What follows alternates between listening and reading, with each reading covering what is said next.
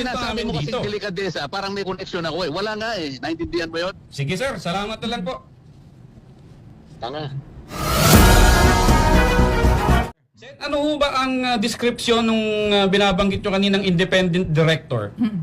Hindi rin nyo alam. Well, may mga idea ho kami, pero mas maganda ho sa inyo nang galing yan.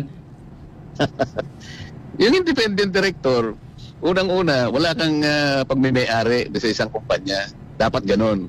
Pangalawa, wala kang kinalaman sa management. Pangatlo, kailangan wala kang relasyon by consanguinity, second degree civil affinity sa mga shareholders.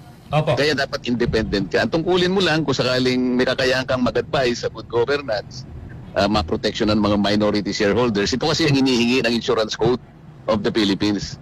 Nagkataon na siguro gusto nilang ganun ang maging kalagayan ng asawa ko. Hinirang nila ng ganun.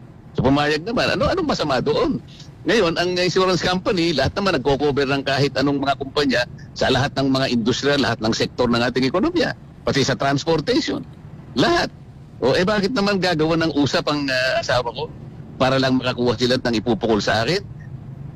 Pero hindi Ganyan ho, na karumi. hindi ho ba dapat, Senator, manggaling din sa inyo ang delikadesa na, uy, yung asawa ko, ano nito kumbaga nagsiservisyo dito, meron siyang, kumbaga, transaksyon dito, hindi kaya marapat na ako dumistansya muna? Sino? Sino di distansya?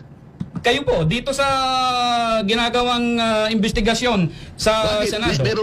Meron ba akong kinalaman dun sa mga insurance companies?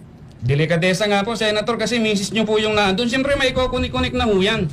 Kung ganyan kayong mag-conclude, independent nga. Kaya tinatanong ko nga sa inyo kanina kung naiintindihan niyo eh. Kaya nga po nagtatanong din kami, delikadesa din ho yung binabanggit namin dito. Hindi Wala na ho ba pinag-uusapan tayong ng ganun? delikadesa dahil wala akong connection doon. Ang asawa ko, independent. Yun nga po, asawa nyo yun eh. Nakikipagdebate ka pa sa akin eh. Akala ko ba magtatanong ka lang? Nagtatanong din po kami, pero ipo-point out ko rin po yung Kapag argument sinasabi namin mo kasi dito. delikadesa, parang may connection ako eh. Wala nga eh. Naintindihan mo yun? Sige sir, salamat na lang po. Tanga. Oh, inabot ko pa yun, Sen. Tinawag mo kami ritong tanga. O diba, ano yan? Yan ba yung mambabatas na ibinoboto nyo? Hindi nga niya masagot yung word na delikadesa eh. Ano to? O diba?